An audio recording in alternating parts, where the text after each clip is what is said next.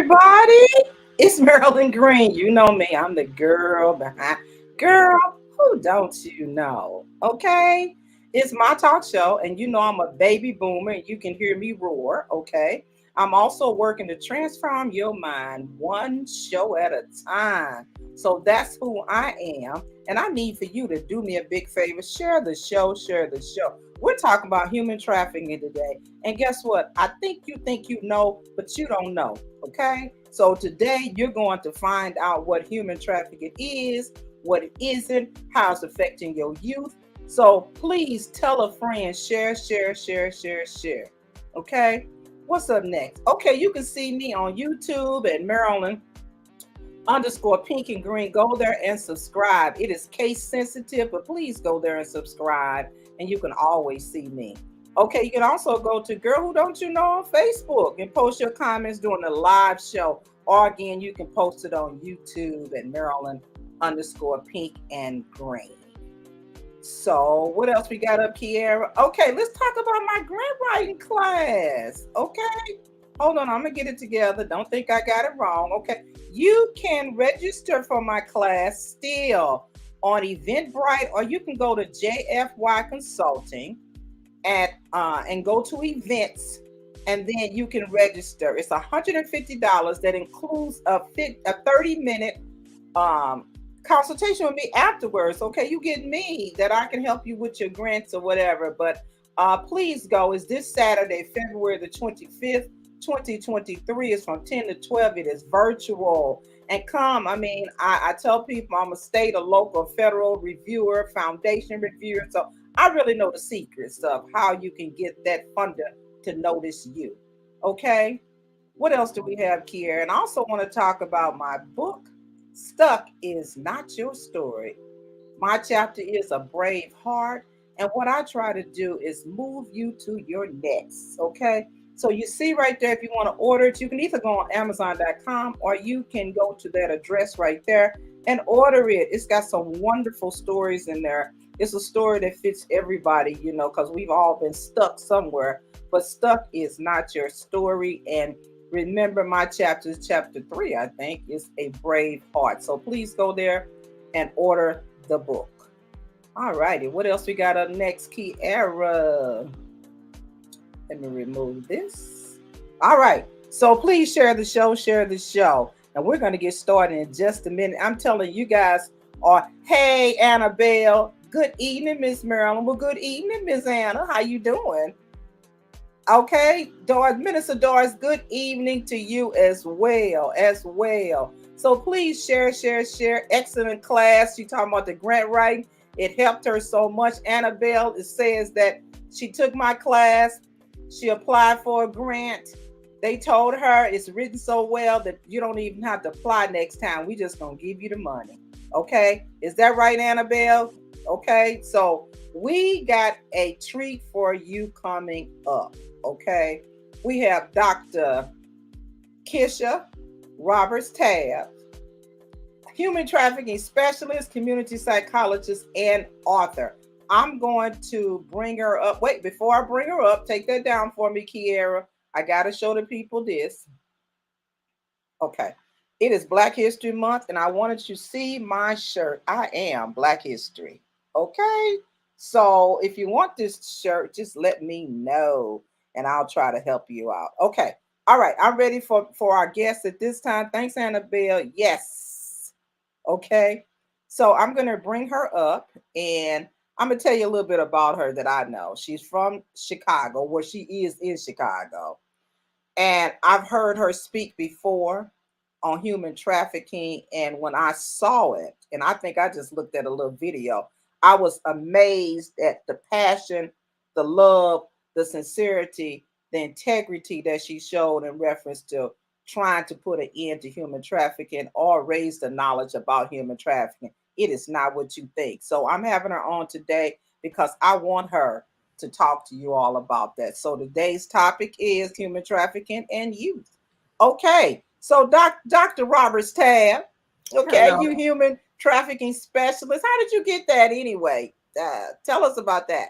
So I actually became a human trafficking specialist while doing street outreach with the Chicago Dream Center.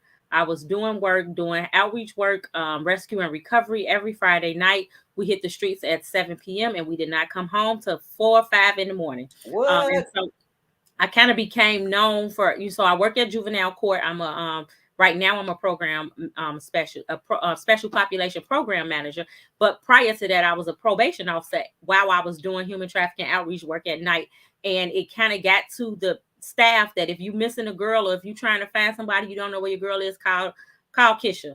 And so it literally just took off. Like when God say go, you can't stop those things. And so it had nothing to do with me. It was all in his plan. And he created a position for me. And I do say he He created did. a position. I created a protocol. I created the policy and procedure. And I don't know about anybody else, but no, I don't know too many people that work in government that can say they wrote the position, they wrote the policy, they wrote the protocol, they wrote the procedure. And so I can't either because God did that. That was Come his on. plan for me because he knew that I had a heart for these young people. And so he put the person in place to bring forth his purpose. Wow, wow. So, and hey, Tanya Garrett, Sora, good evening. Good evening. So a community psychologist, okay? Tell me about that as well before we get into what you want to talk about even more tonight. So I have a PhD in community psychologist. And so when you think about a community psychologist, so when you think about a psychologist as a whole, we always think about individualized, specialized work.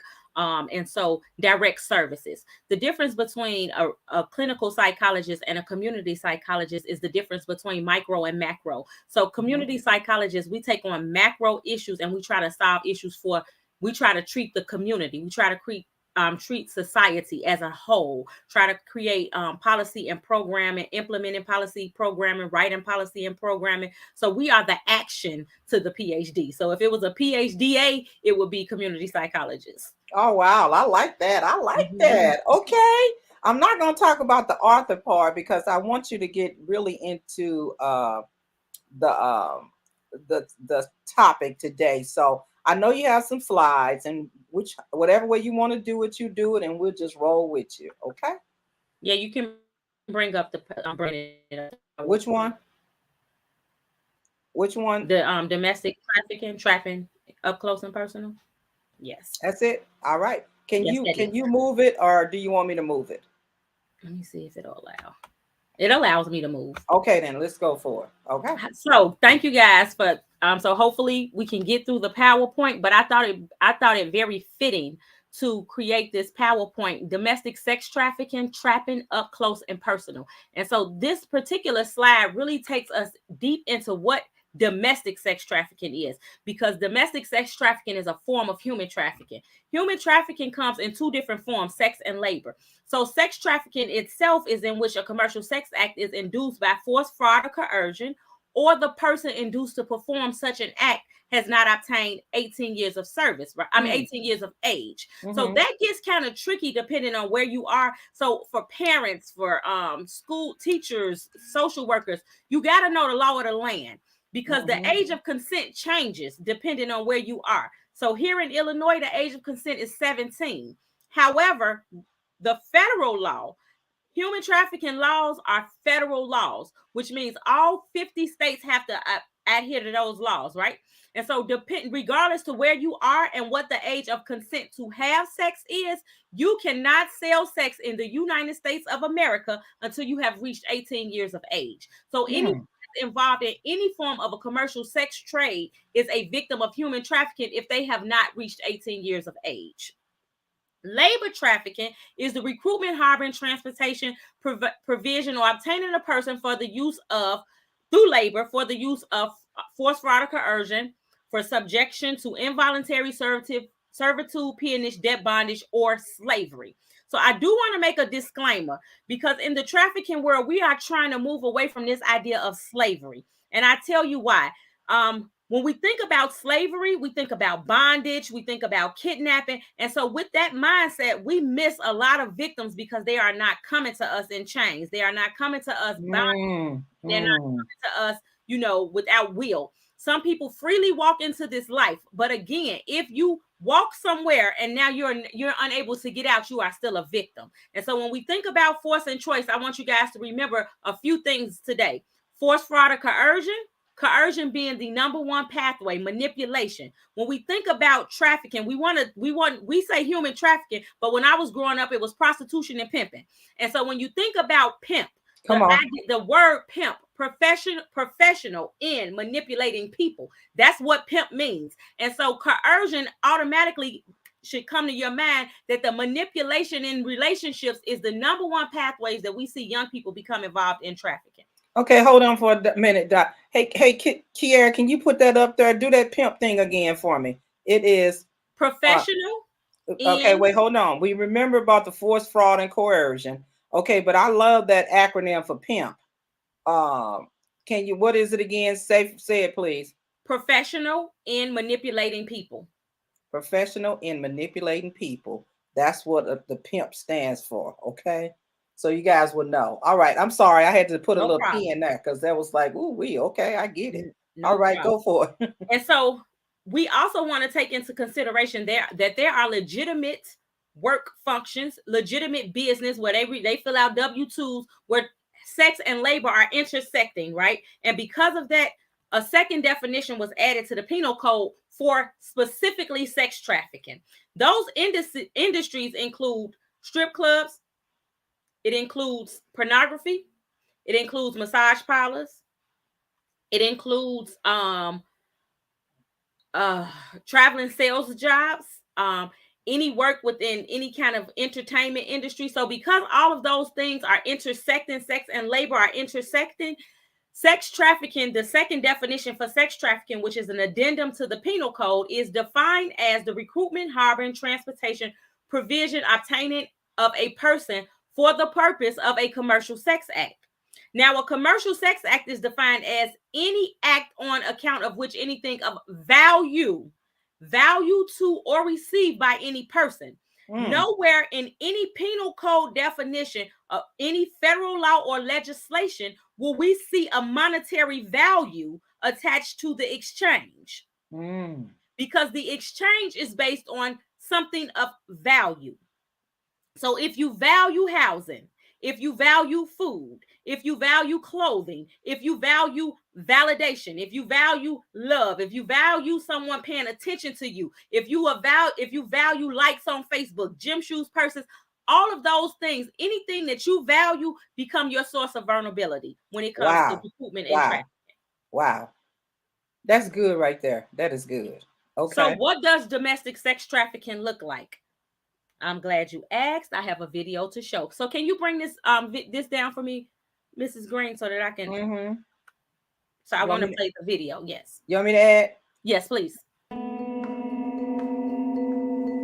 So this is what sex trafficking looks like. I got into the life when I was 12 years old. I was still in junior high school at the time. I was in the life since I was 16. I was 13. Yeah, I was 14. I was 15. 16. 13 and a half, going on 14. I got in it when I was 12.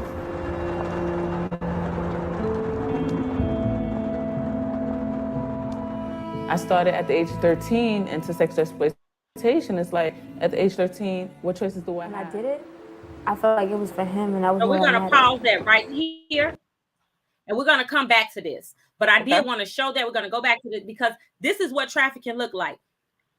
MGM will have us believe that it looks like Pretty Woman.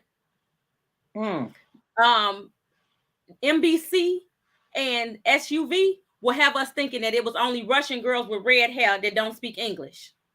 Other ABC will have us thinking that it's all Asians. But what I want you to know is if you look to your right and the left and you see a picture of a young girl, a family member, a mentee, a mentor, a student, a grandmama, a granddaughter, a niece, a nephew, that is what trafficking looks like. Wow. Anybody. Okay.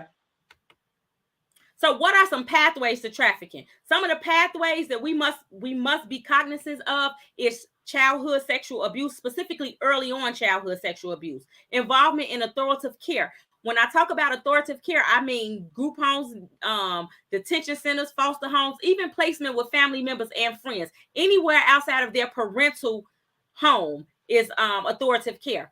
Parental alcohol and substance abuse. Parental incarceration. I want to pin that. Parental incarceration is very important when we look at the trafficking of young boys. Boys are usually trafficked based on, as girls are manipulated in relationships, boys are manipulated for basic needs like housing, food, shelter, and clothing. Poverty. Older intimate partners. When I talk about older intimate partners, I'm not distinguishing a gender, because we know now we're living in an age where you pansexual, asexual, threesexual, trisexual, all of those things. So we cannot put a gender on that. And I don't want you to miss a predator because you're looking for a man. There is an uptick of women predators. Also, when we talk about older intimate partners, we're talking about partners that are 3 to 20 years older than the actual victim. And mental health issues, depression, any mental health issues, any paranoia, schizophrenia, all of those things, low self-esteem, seasonal depression. There is not a coincidence that a lot of girls go missing around from November to February, because they're experiencing seasonal depression. Anybody that's lost someone during the holidays, I'm running, because if I'm home, I'm thinking about this. When you're running 48 hours on the street, you are susceptible to a pimp. Wow. Now, this is where we get into the nitty gritty. When I talk about trapping up close and personal, grooming is the process in which a person is prepared for exploitation. This is important because we think that, it's just happenstance. She was just walking down the street and someone saw her. No, this is a system. And like every other system, there's guidelines and rules, and there's preparation. Grooming is the preparation for exploitation. And the first part of grooming is targeting a victim. It's when the pimp or trafficker looks for noticeable vulnerabilities: emotional neediness, low confidence, self-esteem, high or low, pretending to be high or low, economic stress. So I don't necessarily need you to talk back to me, but understand that we don't have to leave our houses anymore to find any of these noticeable vulnerabilities. Come on. All of these noticeable vulnerabilities can be found on any social media platform that you go on. You know the needy girl. You know the one that's emotional. I love me. I find this dry. You know the one that she going into surgery, but she don't go live while they put that IV in. All of these things are vulnerabilities. The need for validation, the need for attention, the need to feel like somebody cares and love you. So how do we combat this part of the grooming process? We be what the pimps are. If they giving them attention as parents, teachers, mentors, aunts, uncles, godparents, we give more.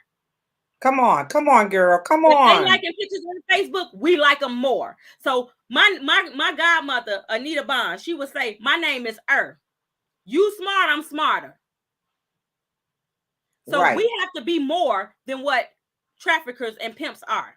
The next stage of the grooming process is gaining information and trust. This is also done on social media platforms and cell phones. Everything is electronic now, right? And so all of the grooming process is now taking place behind a screen. So we don't know who's grooming us until we get to the meetup part, right?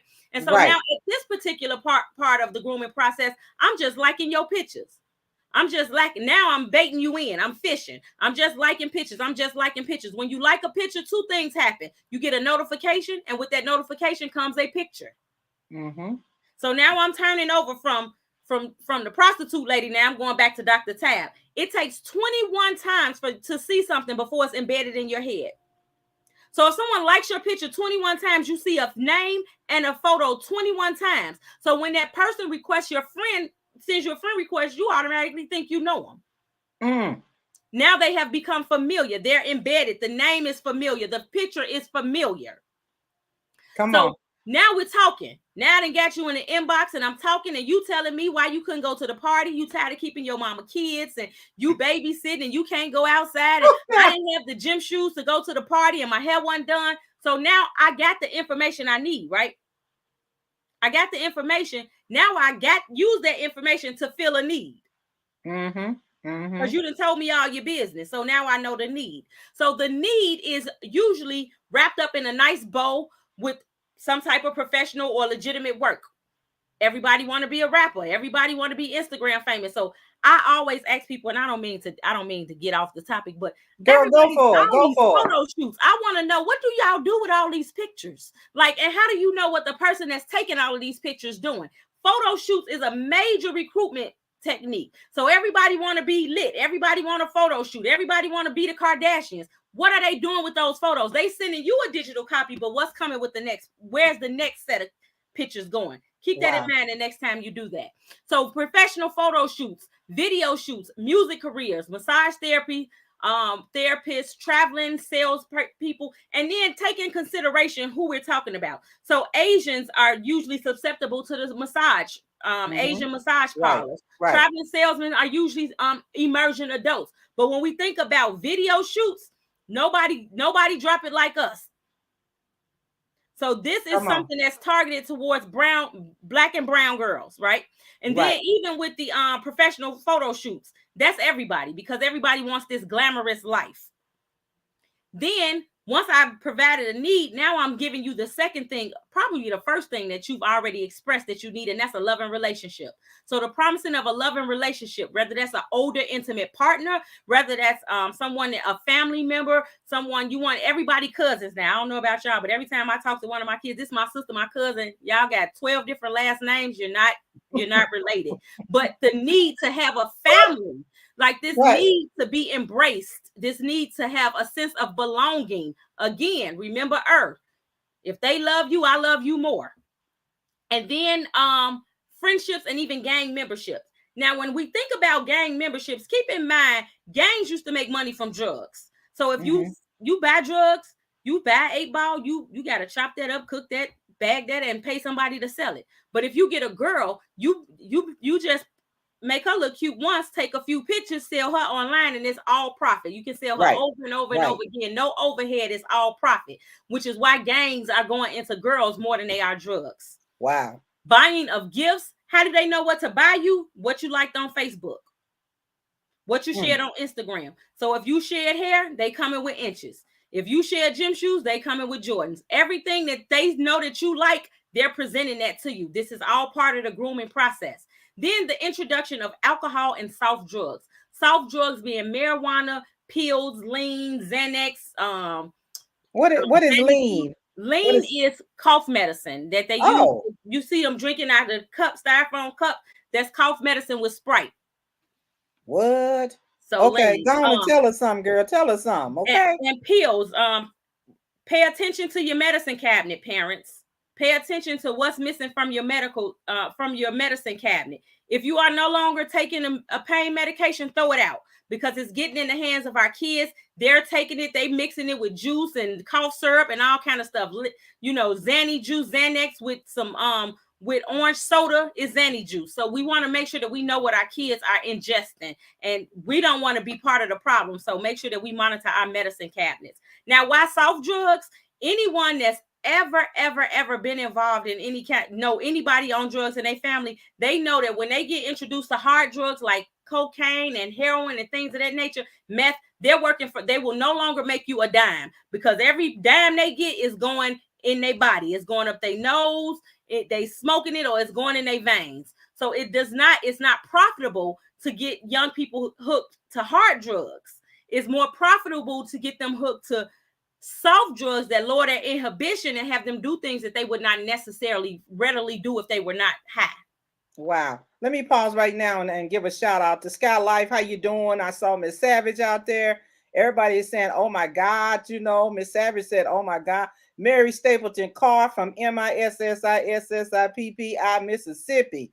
This is some good information. Right. Okay. So share this with your friends. Okay. Hashtag replay is real. And these people need to know this. These kids need to know this. I love that ER. If they're going for your beautiful or whatever, you need to be even more. You know what I mean? Get that in there. If they loud, you louder. I like you. I like that. Shout it a little bit louder. Get a little bit LOL, living life out loud. Just whatever. That's what you have to do. But if you don't know, you don't know. That's why it's very important for you to know what human trafficking is and what it ain't. Okay, because it's sneaky. It's very insidious. It's very sneaky. So go ahead, Tammy Bush Hamilton. Hello there. Yes, it's Hello, very good. Tammy. Hey, sis. That's your sister for real? Tammy was one of the first people to hire me to do consulting work What? to do presentations. Tammy, I love you, Tammy. I don't know you, but I love I you. Good love her. deal. Good Yes, deal. she is. Okay. So go ahead, and we're listening. We're So all ears. social media as an entry point, we look at different social media platforms, but in the Midwest, our kids are usually on either Facebook, Instagram, Snapchat, or something dealing with TikTok. All kind of things on TikTok. But when we talk about entry points, TikTok is usually used as a how-to. But when we talk about recruitment, advertisement, and purchasing, it's usually Facebook, Instagram, and Snapchat. So both Facebook and Instagram, they offer the ability to communicate without knowing information, names. As long as you have a Wi-Fi, you can communicate. You can share videos. You can get into the inbox, the IMs, and the download. You can talk behind the scenes without everybody knowing what you're talking about. With Snapchat, it's Snapchat has become synonymous to trafficking because it does not remain on the screen longer than 30. I think it's like 30 seconds. Wow. But please be aware, young people, when you think you're putting something on there, every branch of government have a whole department that is trained and designed to break into your social media. So nothing disappears from the web. You just can't see it, but somebody is always watching. Okay. And tell them, Doc, that you know, because you've worked with the FBI. Tell them a little bit about that history, that you do know what you're talking about, okay? So I've been with juvenile probation department on April 7 will be 20 years. I have worked with every branch of government, the sheriff's department, missing and exploited, the FBI, the state's attorney's office, every branch of government I have worked for. I have always done. So I've done millions of training for law enforcement. I've scraped the web for Microsoft. I've gotten calls because they don't understand what you're saying. So parents, when I get to language, pay attention, because even the people that's being paid millions of dollars to know what you're saying don't always know what you're saying. So that's what I've consulted with Microsoft to scrape ads, to decode ads and tell Microsoft what's being advertised on their platforms. So what she's saying? She's saying that she knows what she's talking about. Okay, I'll translate it. Charlene Williams, how you doing? Say that. I tell my youth that all the time. Charlene deals with Charmed, and so it's important that providers and non-for-profit agency, you guys need to just link into this, because this be seeming like it's really nice. Okay. And so, Mrs. Green, I would love for you to bring her on my platform down in North Carolina.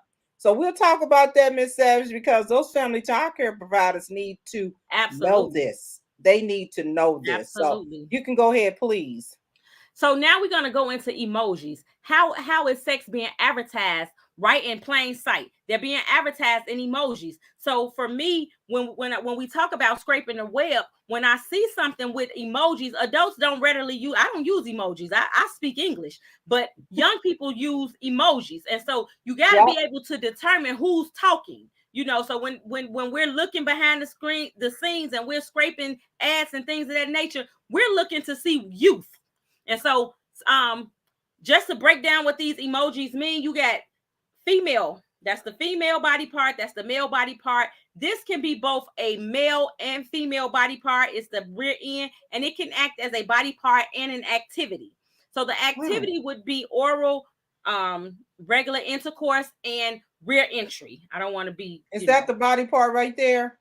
That's the male. That's the male body part. That's the female body part. That is our behind. This activity is oral.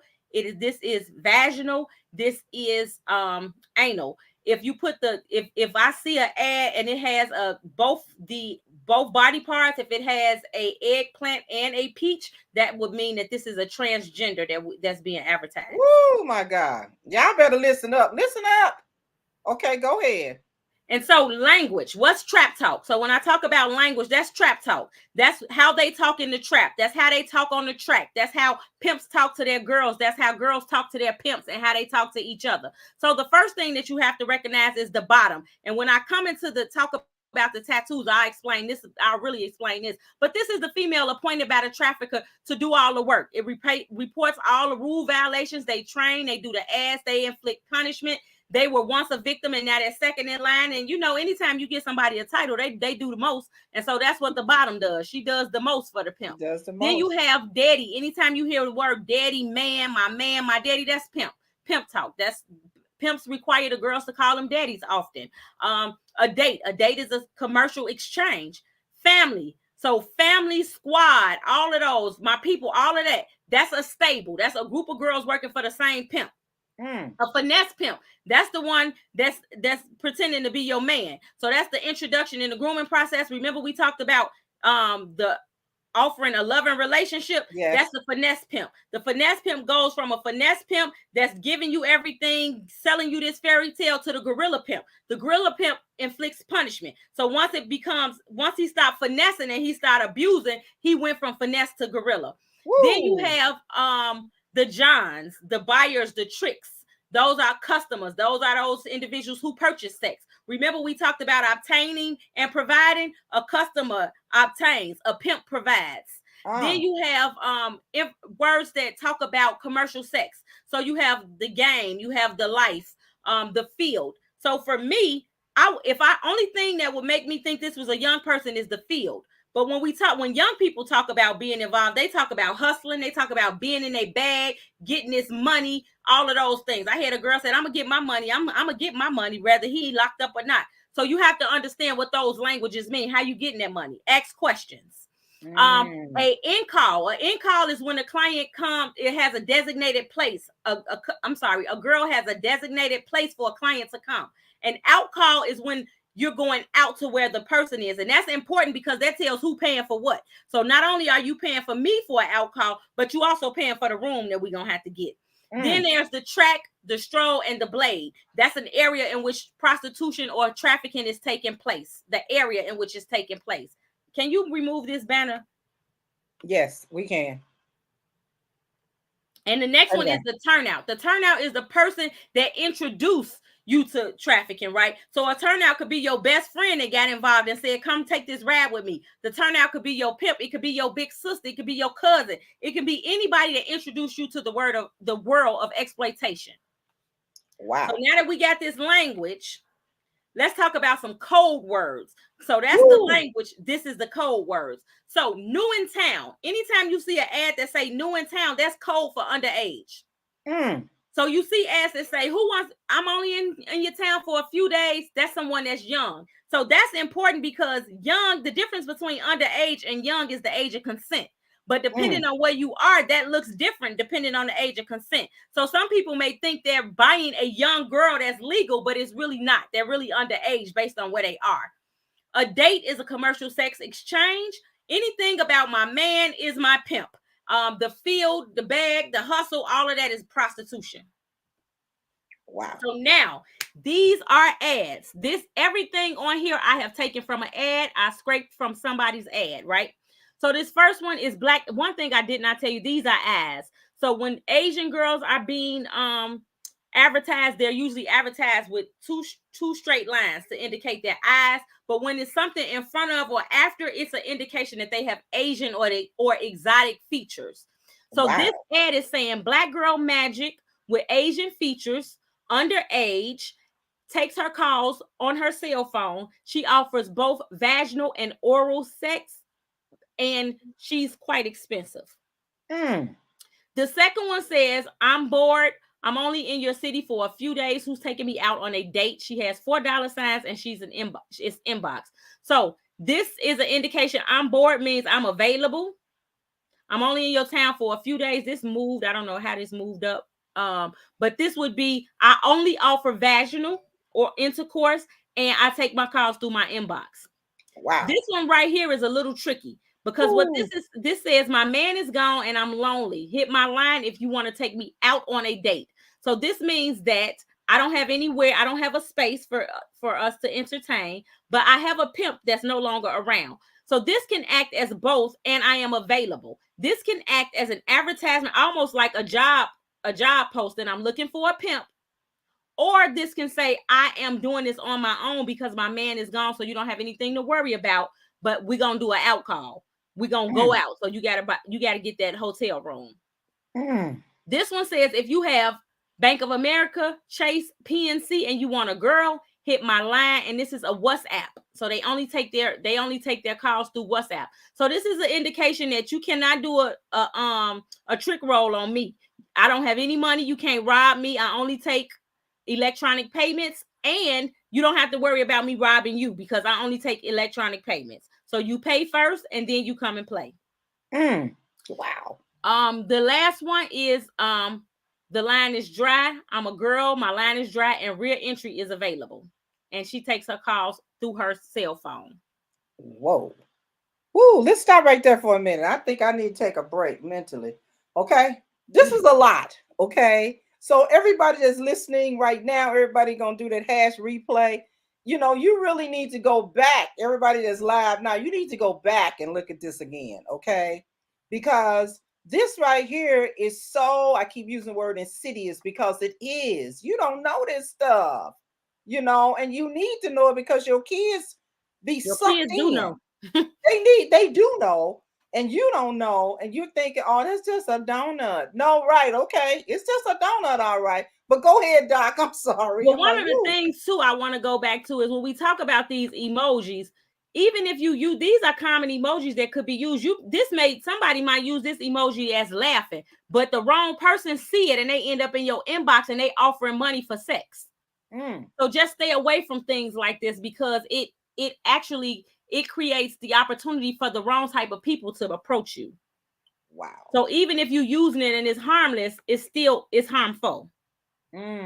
So dating sites to stay away from. Stay away from plentyoffish.com, Tinder, OkCupid, Babylon, Scarlet Web, Adult Friend Finders. Now, these last three I want you to pay special attention to because Mega Personal, Skip the Game, and List Crawler is known for advertising underage girls. So when people are looking for someone underage, this is where they're going. They're going to Mega Personal, Skip the Game, and List Crawler. And if you are a young person and you get a link from any of these, block it as soon as you get it and tell an adult. What?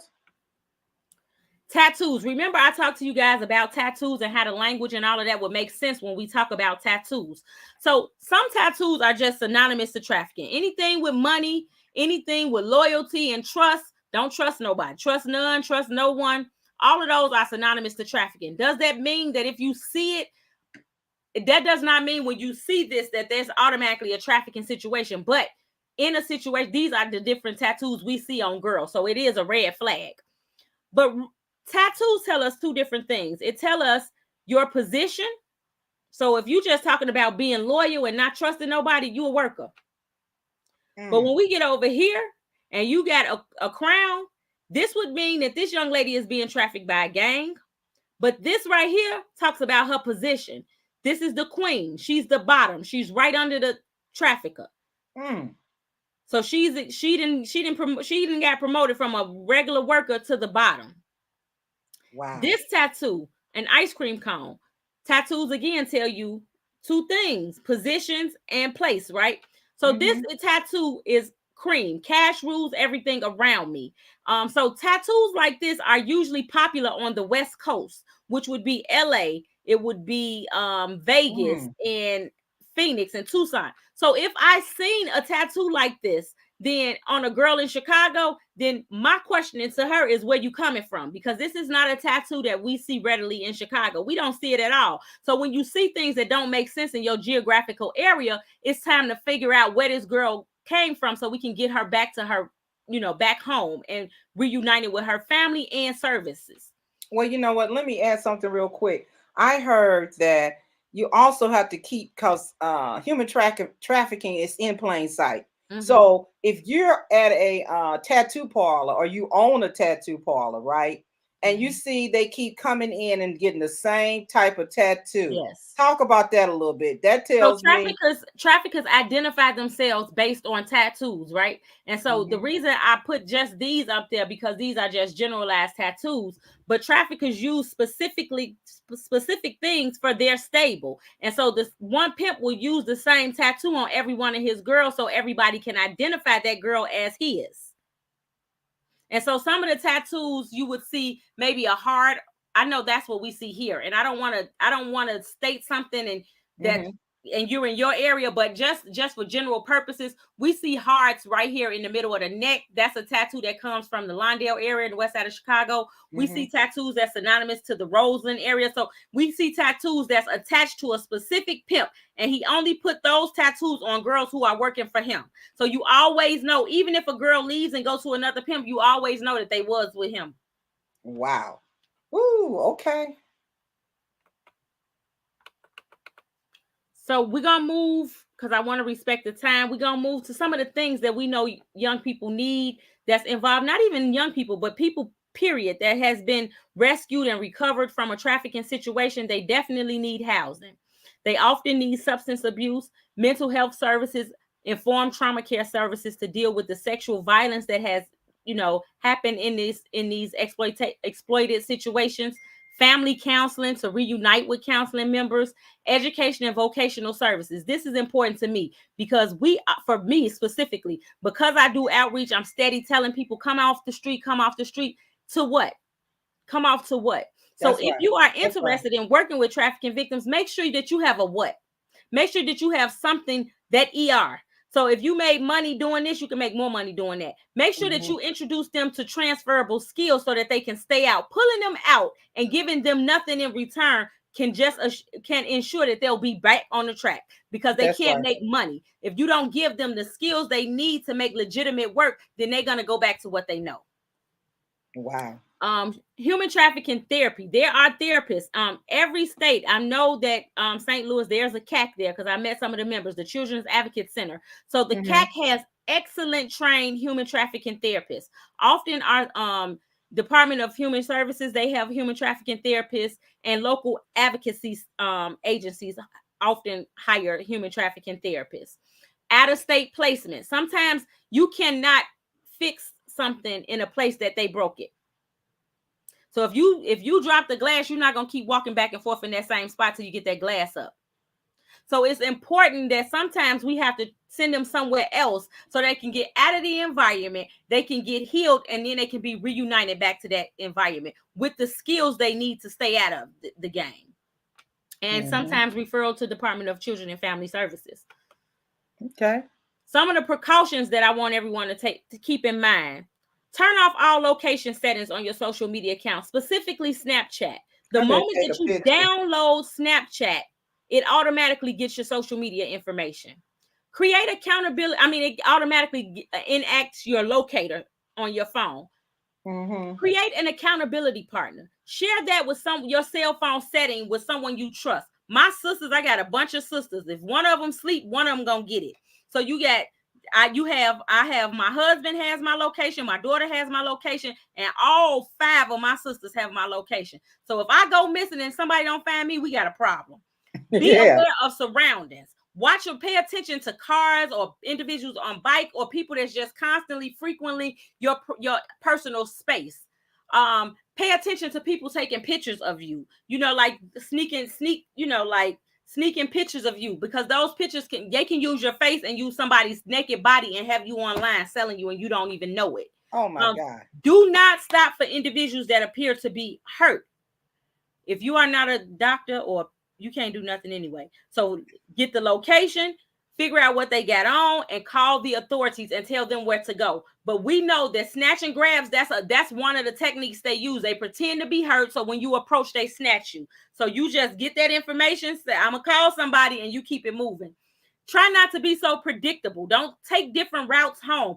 Don't allow people the opportunity to create a timeline for where you're going to be at all times.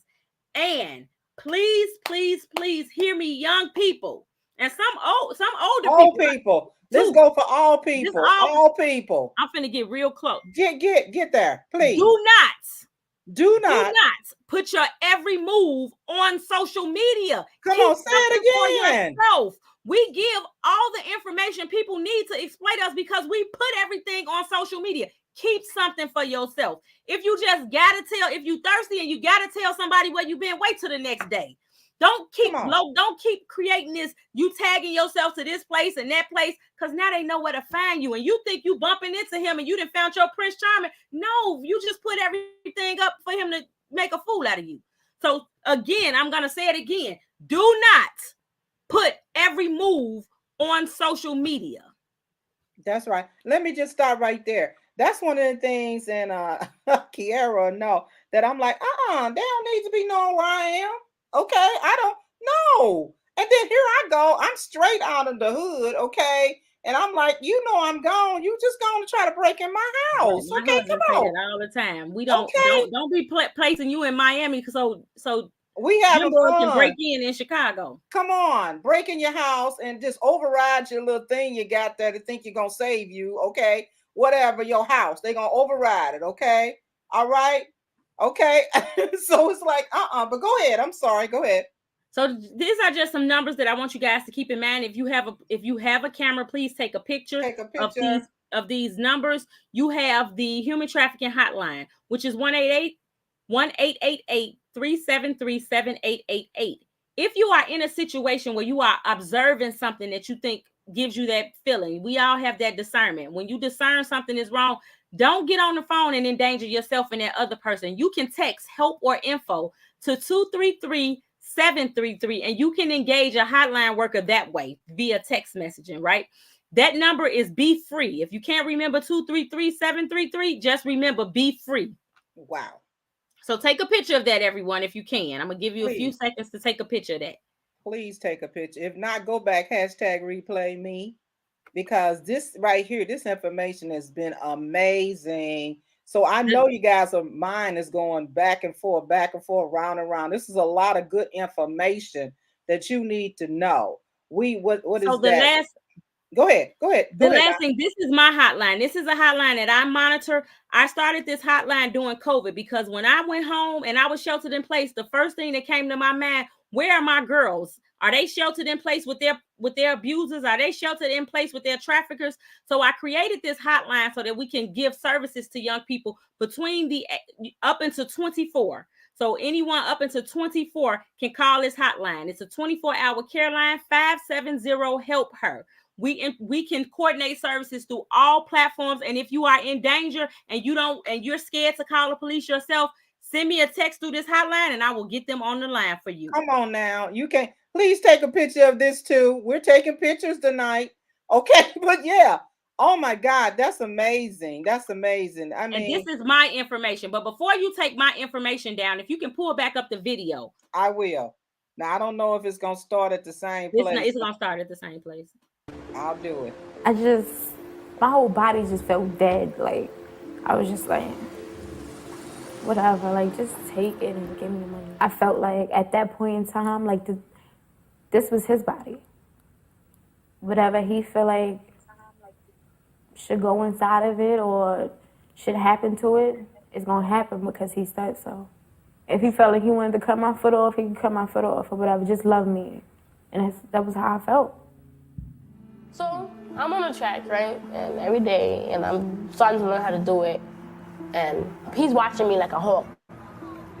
And every time I go one place and he sees me make money, he takes my money from me. If I didn't make that money, I was still out there.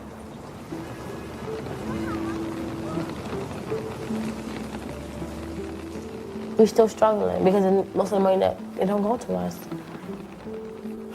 Sometimes he didn't feed us. Sometimes we had to wait till he come in order to eat. And if he came in the middle of the night and we didn't eat all day long, then I remember one time I had left the club to go with this guy. He gave the money that he was gonna pay me. And we get to his house. I'm not gonna say it's more than 15. I'm not gonna say it's less than like 7. I don't know. I know there was a lot of guys.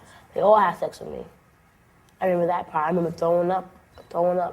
And I walked into the bathroom like straight from the bedroom. I didn't hit the floor because I couldn't make it. I'm throwing up. And they still behind me trying to have sex with me. and then they left me in an abandoned car. An abandoned car. Like, I woke up, seats were missing. Like, it was a car like a crackhead stripped, kind of. And I ran home. And to come home to be fighting, my father come out to whoop your ass, and stepfather, you out there hoeing and throw my clothes around. So what you want to do? You want to be a hoe? My mother, what the hell were you doing? Because at 13, I shouldn't have to worry about a lot of things that I was worrying about. And even though I didn't make adult decisions, I made adult decisions as a child, and I wasn't an adult. And from there, I was lost again. I don't know where I'm gonna go. I'm homeless, you know? Like, I can't go home. I don't want to go home. Where do I go from there? Every day, I thought about a way out and what I could do differently, but I didn't have any options. I can't go to a shelter. You have to be 18 years or older. I don't have no education. If I go back to school, which I probably got kicked out of, I don't have no school to go to. At one time, I thought it was gonna be my life. That's it. This is what I was made for.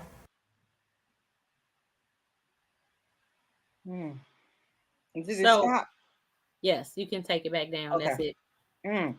That kind of So I got show to that. me. I show that because those girls could be any one of our children, could be our nieces, our nephews. And so oftentimes our kids are left out. And the difference between a runaway and a throwaway is when we stop looking, we have thrown them away. When we stop talking, we are handing them off to the streets. When we stop caring as a people, and I'm not talking about individually, as a people, when Black girls go missing, we got to start looking. We cannot wait for individuals to go look for our kids. Do not let the police tell you that you have to wait 24 hours to report a missing person. If an adolescent is missing, you report them when you notice that they're reporting. If someone got shot in the street or hit by a car, you will report that right away. Our missing girls are just as important. And so we have to know what we are doing. We have to know what we are saying. We have to know when people are lying to us. Unfortunately, we don't get the same empathy and sympathy as other groups of individuals, but we have to provide that. We have to be the missing link.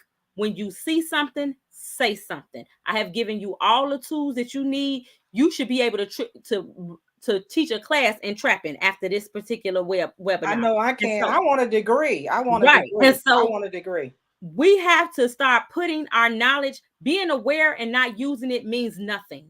Nothing. We have to pay attention with what's going on with our children. We got to be more mindful when our young boys are on video games. We have to stop and ask, who are they playing against?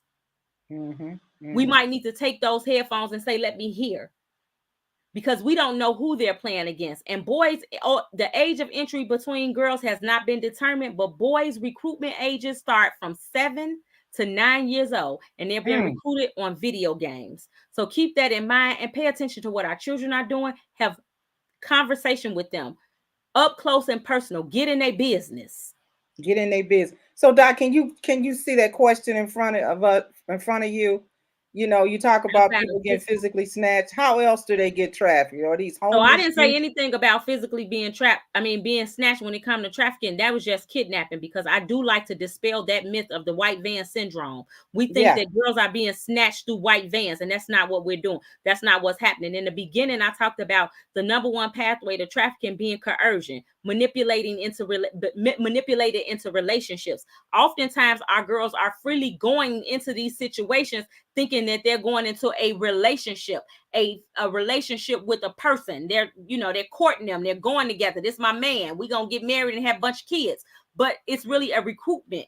They're using the relationship, the promise of a relationship, to professional manipulate somebody. So that is how they get involved. It's not usually snatch and grabs, although I have seen them. Actually, I've only seen them 3 times. What I do see is I meet a guy, we start talking online, we exchange phone numbers, and he asked me to come meet him. I spend the night, and then I stay so long that I'm scared to go back, or he won't allow me to go back home. Yeah. And now I have to earn my keep in his place. Yeah, that's good. That's good right there. I appreciate you so much. And I do know that not only is she a community psychologist, she's also an author. And I think this is the book, Grace, Whose Little Girl Am I? Tell us about that. So Grace is a compilation book. That's me and other authors that talk about us as young girls. We wrote letters to our younger self. My first pen was Whose Little Girl Am I? And that's a collection of lived and observed experiences. One of the observed experience that I speak about is trafficking and the work I do with trafficking.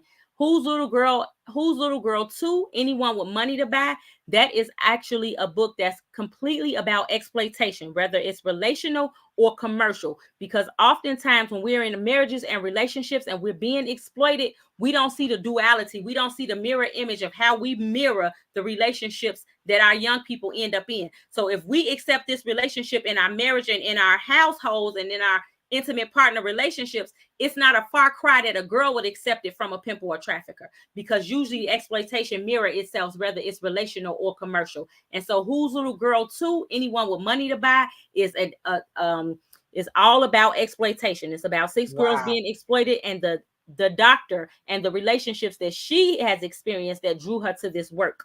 All of the books can be found at www.KishaRoberts-Tabb.com. I'm going to put it. Okay, Right she there. got it. She got it. I ain't mad. Woo. Okay, so let me say something real quick here. Okay, so I'm trying to look for it. Which one is it? Okay, I love her. I want to know more. Let's put our information up there. Okay, is it okay to put it up there right Yes, now? it's okay to put it up there. And you also can fill out a contact card on the website. And if you're looking for any programming, curriculum design, trainings, seminars, you can contact me on my website or with any of this information. Sounds good. Take that picture, y'all. So look, this has been a blast. I mean, a blast. And wow. And I also said one more thing. I got to give her all her stuff. She got a talk show podcast prescribed by Dr. Tabb, Wednesdays 8:15 on www.fluentradio.com. Take a picture of that as well and check her out. So stay right there. Don't move, doctor, please. So coming up, my next show is March the 6th. I'm going to have sisters doing it. And I'm going to have a bunch of creatives on here today, an artist and also a lady, Miss Ophelia Brinkley, who has her own non-for-profit for youth that she takes them and help them to develop their artistic part of them. So that's next time. So let's see. Kiara, let me give my final words is recognize the signs. Recognize it. Those are my final words. And hey, Dr. Kisha, did I get it right? Kisha. Yes. I'll wait to the end. But thank you so much. And I appreciate you guys so much for joining me. I'm so glad that you came on. Keep it real, keep it raw, keep being who you are. But until next time, remember, I am Marilyn Green, the girl behind Girl Who Don't You Know. Until then, you guys have a wonderful, super week. And also share this with somebody because they need to know this. And you go look at it again because I know you didn't get it. Okay, so Annabelle said this was so very awesome. So all is well. Thank you. She enjoyed it. Miss Savage, we need to talk. I love it. Kisha, thank you so much. I like it like that. So thanks so much, everybody. We'll close out for tonight. Take care. Remember to recognize the signs.